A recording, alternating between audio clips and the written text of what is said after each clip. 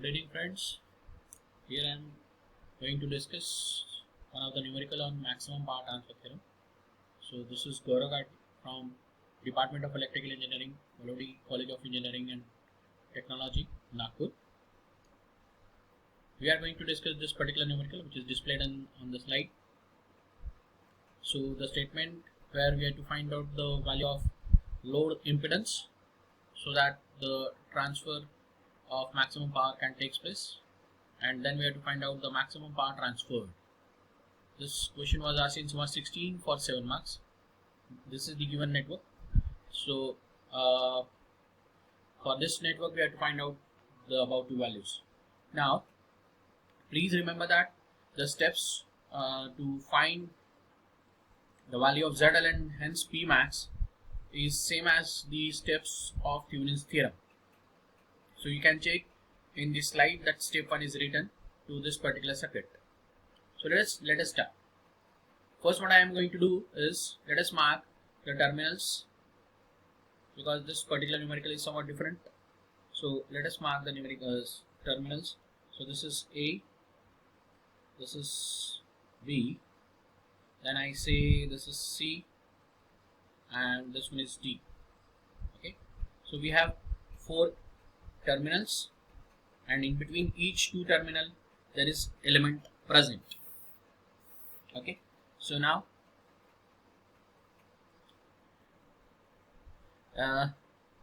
let us make a circuit to find the VTH.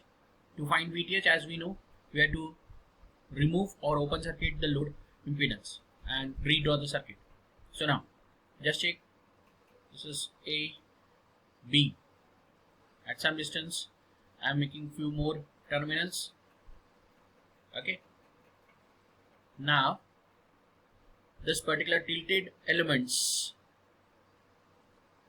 where it is representing say Wheatstone bridge, right?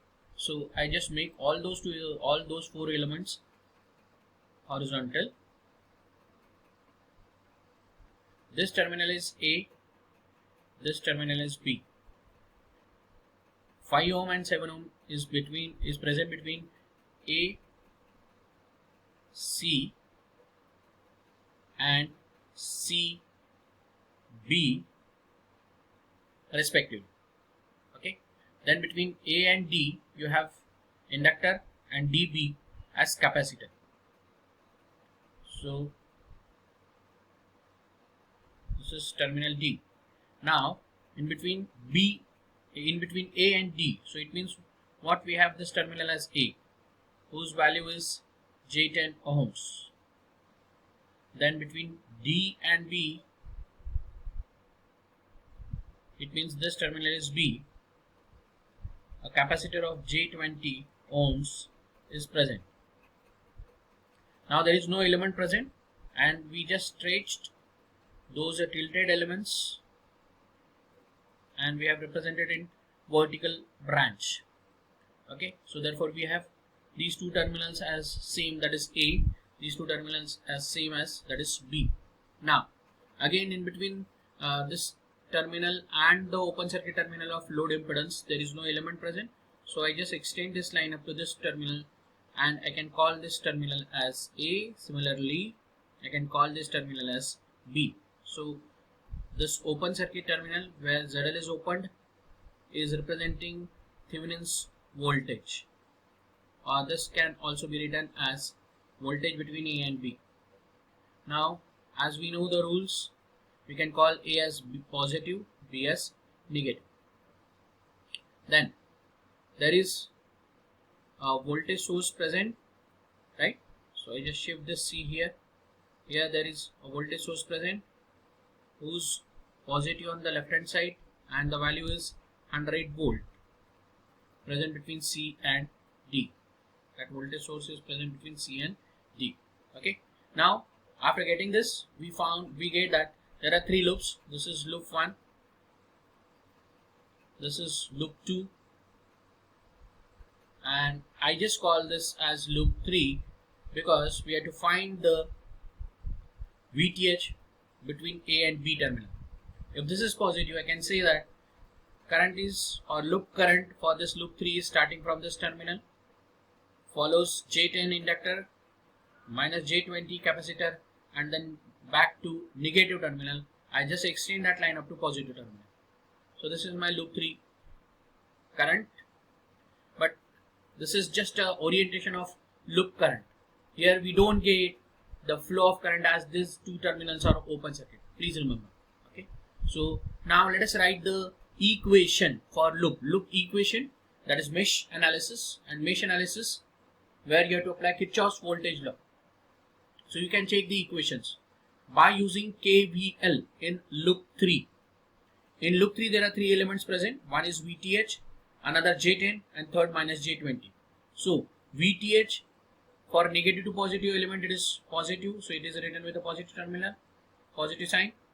Then J10 is from positive to negative, it means negative, so therefore it is written as minus I1 into J10. So this represents voltage drop, right? This represents voltage drop. Okay. Then dB, where we have J minus J20, so again minus I2 into minus J20, that gives me equal to 0. That is equation 1. Okay. Now in this equation three elements are unknown, but ultimately we have to find VTH, for which I1 and I2 to be known. Now to get this I1 and I2, I am applying KVL in loop 1. As I said, this is my loop 1, so I just call this loop current starting from positive of the 100 volt, ends at negative terminal, and the current represented as I1. I just follow same orientation for the second loop. If you follow reverse orientation, anti-clockwise orientation, there is no problem, you will get the same value. So I am just following the orientation of I1 and I2 to be same. Now I2 starts from positive, and it is from positive to negative for voltage source, and then follows capacitor and then the resistance, right? So loop 1 I1, loop 2 I2. As we have to find out the current through J10 ohm, that is say I1, and current passing through minus J20 ohms, that is say I2. So I1 and I2. So for which we have to write the loop equation, that is mesh analysis to loop 1, mesh analysis to loop 2. So again by using KVL in loop 1, what I get is negative to positive is 100. Here this is positive, the other one is negative. So positive to negative is negative. Then here again positive, here it is negative. So positive to negative is negative. So what I am getting is 100 minus I1 into 5 minus I1 into J10, right? Same method, same methodology. It is equal to 0. That is equation 2. Now I can write the value for I1. So I1 is equal to directly 100 upon 5 plus J10. Now it is equal to, so the value of I1 which I am calculating is 8.94. okay, you can do the calculation in the calculator, minus 63.43 amperes, current in amperes. Now KVL to loop 2 means this second loop, the orientation is same as I1. The only thing is for voltage source 100 volt, it is from positive to negative, so therefore it is represented with minus sign, minus 100. For capacitor it is from this end to this end, let us say it is positive to negative, so therefore what I am getting is first I am writing for 7 ohms, then say this is positive, the other one is negative, so positive to negative is negative, so I am getting minus I2 into 7. This is minus I2 into the value of capacitor is minus J20, so therefore it is written in bracket, it is equal to 0.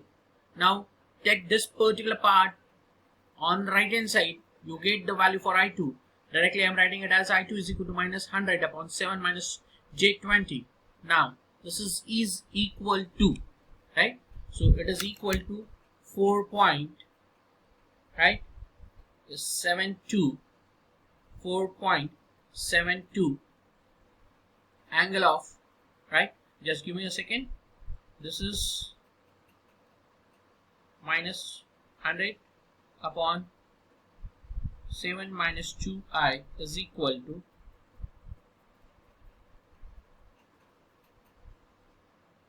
so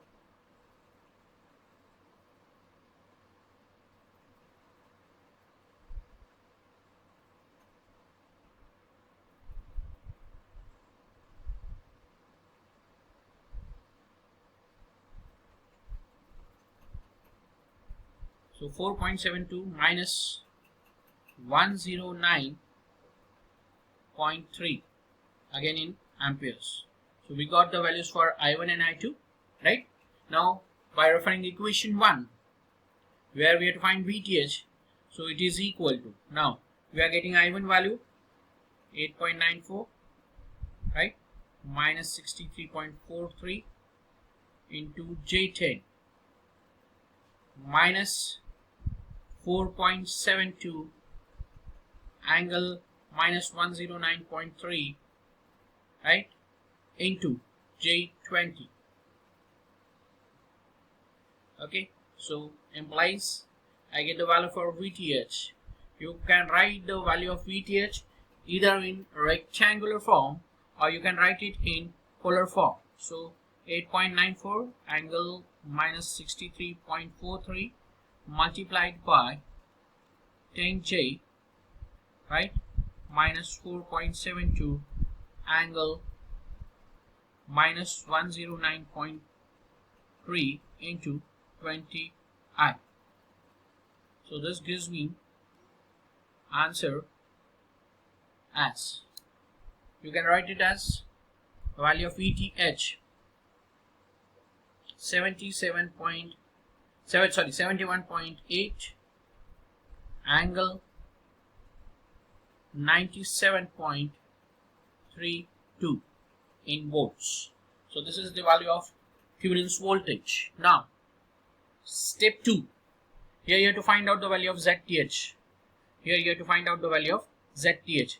Here what I did is I am just copied the same circuit, right? But while calculating ZTH, as you know, all the energy sources to be deactivated. In this circuit there is only one voltage source. To deactivate that voltage source, you have to put a short circuit.